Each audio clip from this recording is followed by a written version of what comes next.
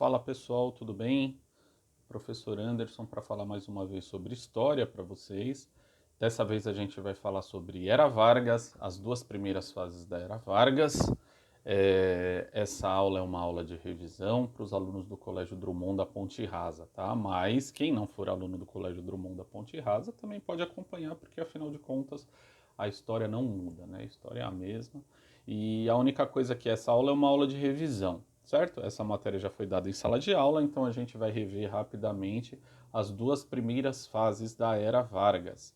Era Vargas, que é um período que compreende da história do Brasil, né, que compreende de 1930 até 1945, que foi o período em que Getúlio Vargas foi presidente consecutivamente durante 15 anos. A Era Vargas que é dividida em três fases. A primeira fase, que vai de 1930 até 1934, é conhecida como governo provisório. A segunda fase, de 1934 até 1937, é conhecida como governo constitucional. E a terceira fase, de 1937 até 1945, é chamado de Estado Novo, que foi um período ditatorial, tá? Nessa aula eu vou resumir para vocês as duas primeiras fases, que é o governo provisório e o governo constitucional, tudo bem? Antes da gente entrar diretamente na Era Vargas, é importante a gente lembrar como Getúlio Vargas chega até o poder. Então, o Brasil viveu num período de 1894 até 1930, então tem aí 36 anos, é um período que é conhecido, 36 nada, 1900, é isso, 36 anos, isso aí. Nesse período de 36 anos, a história do Brasil, a história política do Brasil, é conhecida como República Oligárquica ou República do Café com Leite. Então, durante esse período, a oligarquia agrária do Brasil, os grandes produtores de café, principalmente, eles se revezavam no poder, né? Principalmente os estados de São Paulo e de Minas Gerais, que eram os estados mais influentes na política. Houve presidente da República de outros estados, mas os estados de São Paulo e de Minas Gerais, por serem os estados que participavam mais ativamente da política econômica na produção de café, eram os estados mais importantes politicamente do Brasil. Só que essa política se saturou. Passou um tempo, né, durante tanto tempo a política se saturou, principalmente pela queda do preço do café no mercado internacional, houve uma crise do café, e já a partir dos anos 1920 começou a ter uma decadência cafeeira, né?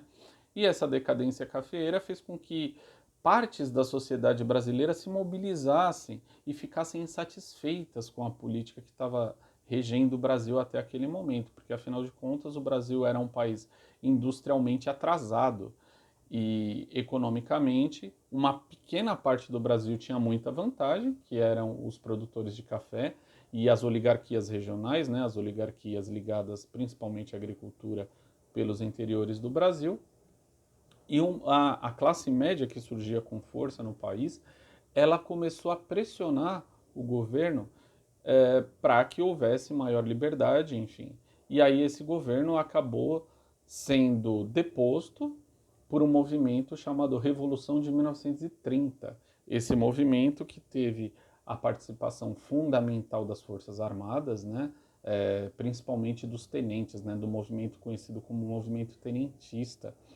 Esse movimento pressionou o governo e aí a eleição de 1930 no Brasil teve como vitorioso Júlio Prestes. Só que Júlio Prestes não assumiu o poder e aí no lugar de Júlio Prestes entra no poder Getúlio Vargas. O fim da política do café com leite, ele tem várias nuances específicas, que numa outra aula a gente fala disso, tá? Agora a gente vai falar especificamente da Era Vargas, então eu queria só fazer esse resumo rápido para vocês compreenderem como Getúlio Vargas chega ao poder. Então Getúlio Vargas chega ao poder pela decadência da política do café com leite, pela decadência da política oligárquica. Essa decadência da política oligárquica vai fazer com que os estados que não participam mais dessa política, né? E também teve um rompimento de Minas Gerais e São Paulo, e esses estados vão fazer com que Getúlio Vargas chegue à presidência da República sem ser eleito presidente, tá? Importante. Getúlio Vargas vai ser eleito presidente lá em outra eleição, lá em 1950, 1951.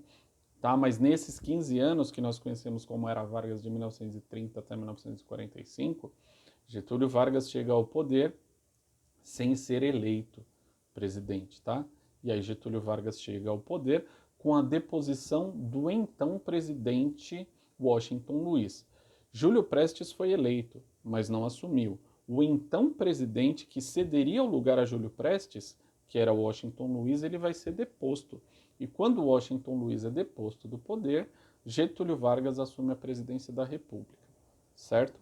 E aí começa o primeiro período da Era Vargas, que é conhecido como governo provisório. Governo provisório que vai de 1930 até 1934. Então, portanto, a gente não pode achar que ele é tão provisório assim, né? De 1930 até 1934, daria tempo suficiente para ter eleição e para ter ou que Getúlio Vargas assumisse a presidência da República de uma forma legítima pela eleição direta, ou enfim, que a eleição tivesse um outro presidente eleito. Mas não é isso que vai acontecer. Getúlio Vargas vai permanecer no poder, e aí quando ele assume o poder, a gente tem o final dessa sequência política no poder. Então, o que nós chamamos hoje de governadores de estado, que na época eram governadores de províncias, eles vão ser depostos. Então, os governadores saem do poder e, no lugar dos governadores, quem assume são os interventores. Getúlio Vargas, então, já como presidente da República, nomeia interventores aos estados. Então, o estado de São Paulo vai ter um interventor, o estado do Rio de Janeiro vai ter um interventor, Minas Gerais, Paraíba, Rio Grande do Norte, Rio Grande do Sul e assim por diante. Então, ele retira os governadores do poder e coloca no poder interventores. Isso vai gerar, principalmente no estado de São Paulo, uma insegurança, vai gerar no estado de São Paulo um desconforto. Afinal de contas, o estado de São Paulo, que é o estado mais rico da nação, já era o estado mais rico do país naquele período, ele é a chamada locomotiva do país, né?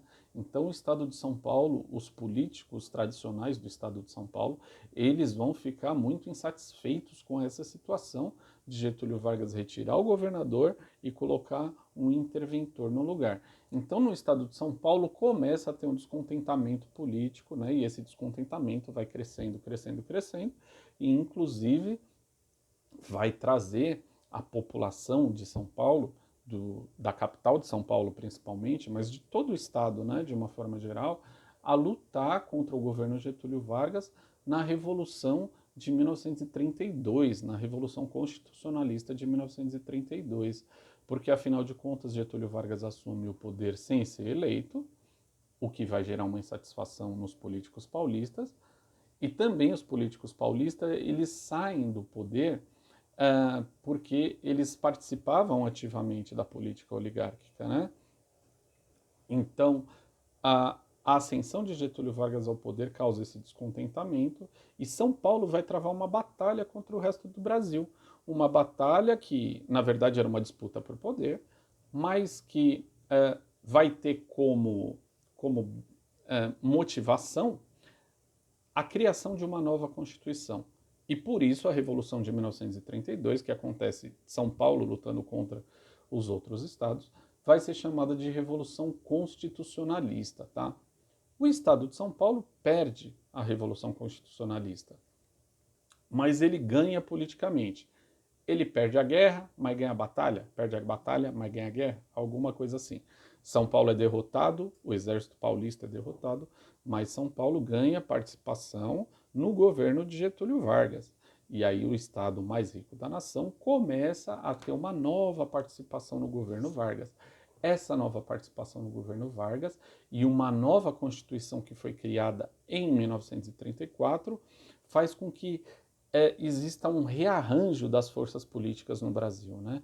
Então Getúlio Vargas ele convida novamente o Estado de São Paulo a participar politicamente do poder, certo? E aí vai ser o fim do governo constitucional, aliás, o fim do governo provisório, perdão, e o início do governo constitucional, porque em 1934 o Estado de São Paulo ganha aquilo que ele mais queria na guerra, que era a criação de uma nova Constituição.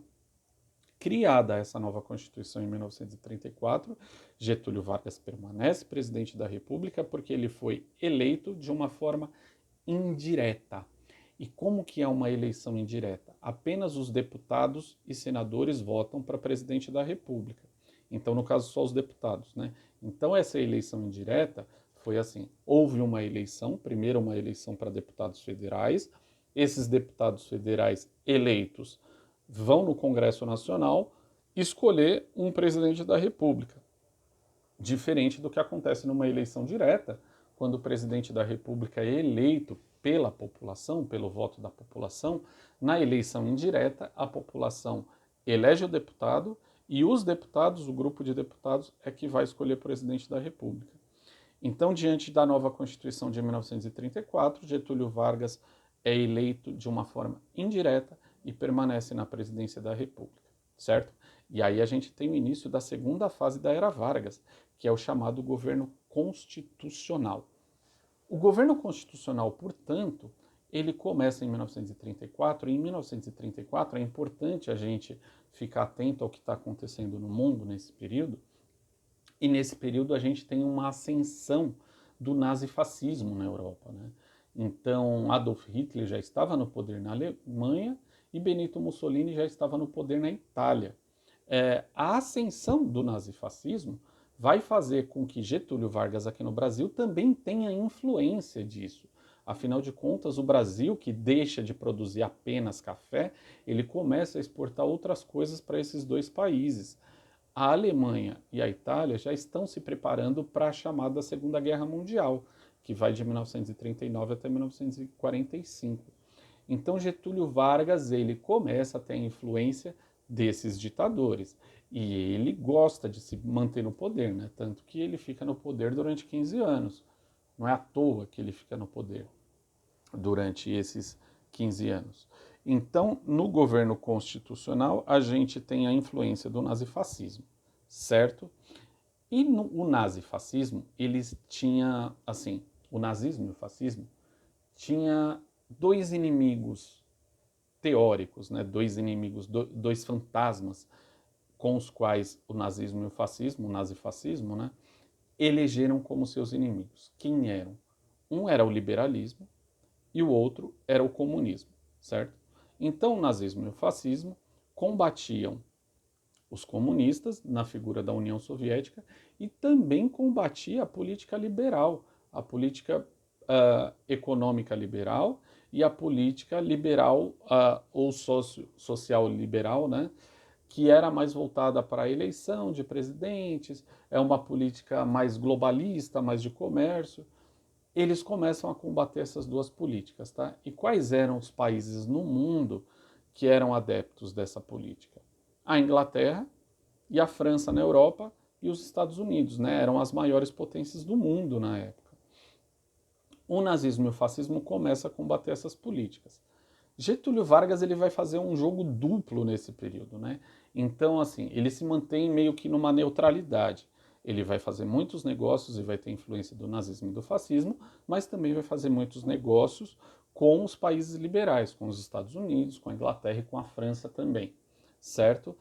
Nesse período, então, portanto, a economia brasileira começa a crescer e, assim, a industrialização brasileira começa a ter um pouco mais de evolução, certo? O Brasil começa a exportar muito algodão, muita borracha, além do café, né? Que o café teve uma decadência principalmente no final da década de 1920, mas o café também permanece sendo um produto agrícola importante para o Brasil, principalmente para manter uma segurança política de Getúlio Vargas. Afinal de contas, o Estado de São Paulo mantém a liderança disso, certo?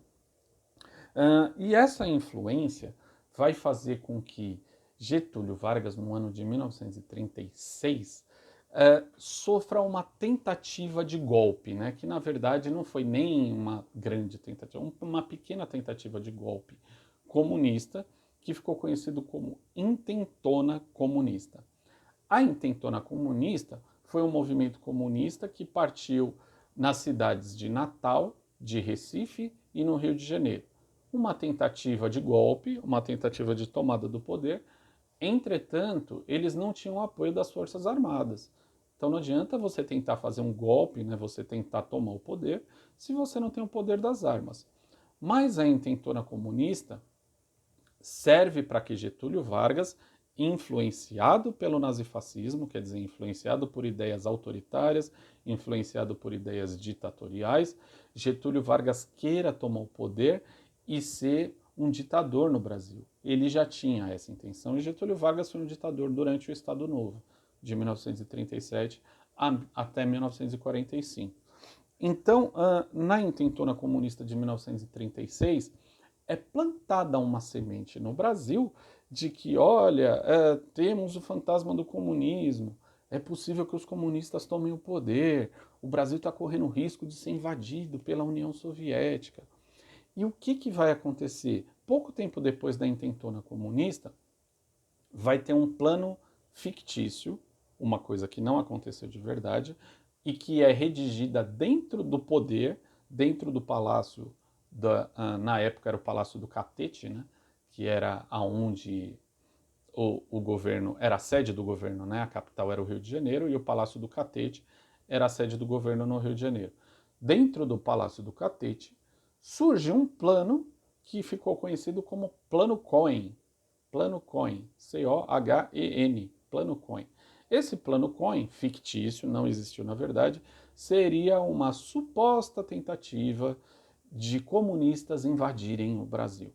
Esse Plano Cohen chega às mesas de Getúlio Vargas, chega na mesa de Getúlio Vargas entende esse plano como uma ameaça, sabendo que era um plano fictício, e principalmente o Plano Cohen, mas também anteriormente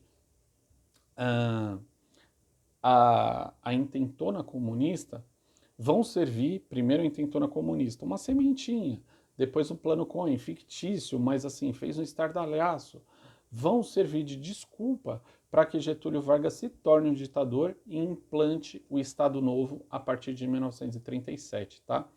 Então o Estado Novo, ele vai ser uma ditadura, vai ser criada uma nova Constituição, quer dizer, todo um conjunto de leis no país vai ser suprimido e uma nova lei, que é uma nova Constituição, agora uma Constituição ditatorial, vai ser implementada no Brasil em 1937, tá? O poder legislativo é fechado, ou seja, quem faz as leis agora é o próprio Poder Executivo, é o próprio Presidente da República. Então ele não tem uma fiscalização de leis.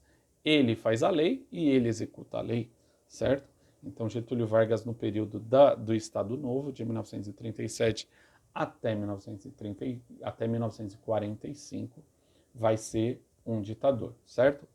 O Estado Novo a gente fala numa próxima aula. Tudo bem? Então, recapitulando, lembrando que essa é uma aula de revisão, tá? Os assuntos foram aprofundados em sala de aula.